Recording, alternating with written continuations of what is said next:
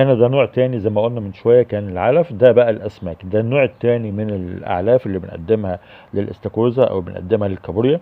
بنقطع الأسماك ديت وبنديها لها بنسب بتتراوح ما بين 5% من وزنها ل 2% من وزنها على حسب. يعني في البداية بنبدأ ب5%، بننتهي 2%. الوزن التسويقي زي ما احنا شايفين طبعا كده، هو بيقدم لها في كل غرفة لوحديها، كل بوكس لوحده. معامل التحويل على فكرة بيختلف طبعا ما بين العلف وما بين الاسماك. الاعلاف بتبقى ماكسيمم كتير 2 ل1 في البدائل الاعلاف اللي هي الاسماك ديت.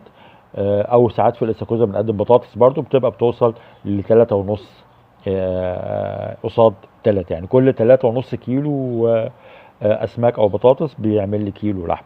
طبعا ما ينفعش يبقى انا شغال على الاسماك بس او على البطاطس بس او على، طبعا البطاطس للاستاكوزا مش للكابوريا، او على الاعلاف بس. طبعا لو